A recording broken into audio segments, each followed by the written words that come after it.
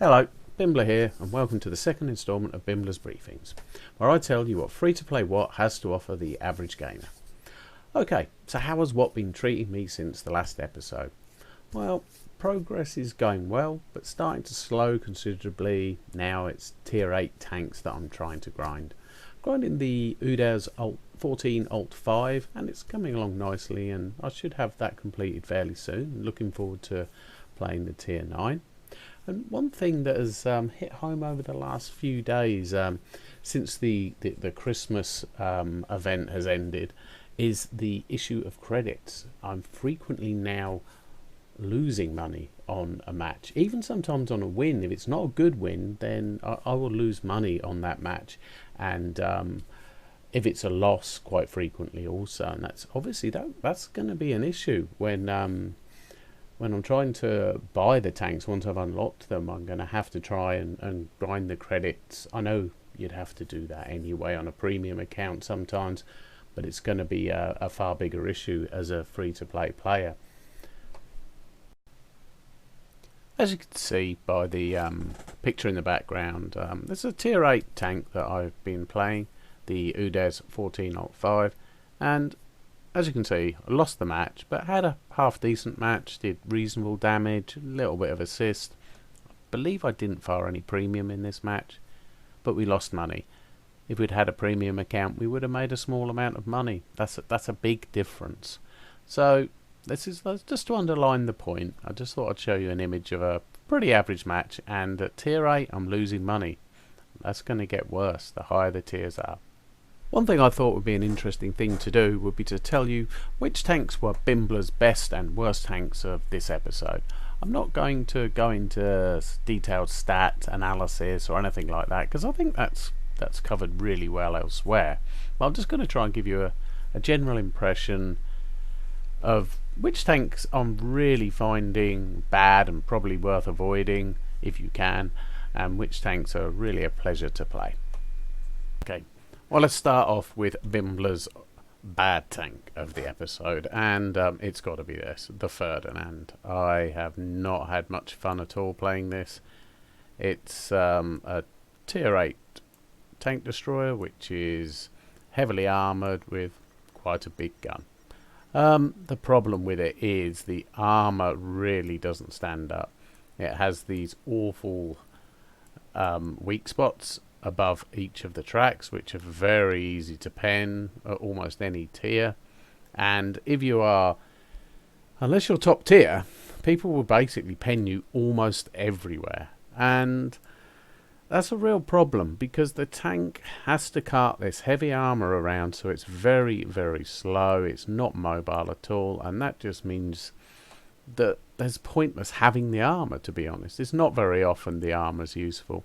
When you're meeting tier 6 tanks, it can be quite useful, and you can pull off the occasional bounce even at tier 8, but usually because you've angled it and you've managed to get a lucky bounce, to be honest. I think sometimes you can get bounces off the gun mantlet here as well, but you don't get enough. It doesn't make up for the fact that the tank is not very mobile. Another really poor aspect of the tank is it just takes a long time to grind. If you look, I haven't even unlocked the top gun yet. That 63,000, oh mate, it's taking so long. I haven't unlocked the engines because I know it would make it more mobile, and I accept that's possibly what is making the tank more painful to play. But I want to get the top gun, and then I feel like just using blueprints to just unlock the Ag Tiger. That is how much I'm not enjoying this tank. I would say to anyone who is progressing through this line not to bother with the Ferdinand, to go through the Ag Panther 2, although I haven't played that yet, so I might change my mind if I play that. But I would say to avoid this tank because I think it's the victim of multiple things. Probably power creep, so that there's a huge amount of tier 8 tanks that will just pen you everywhere. They will pen you everywhere they hit you.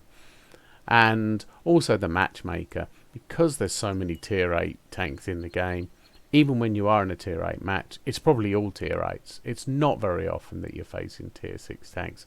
So this tank, for me, this is Bimbler's bad tank, and I would say to you, don't play it it's not very good.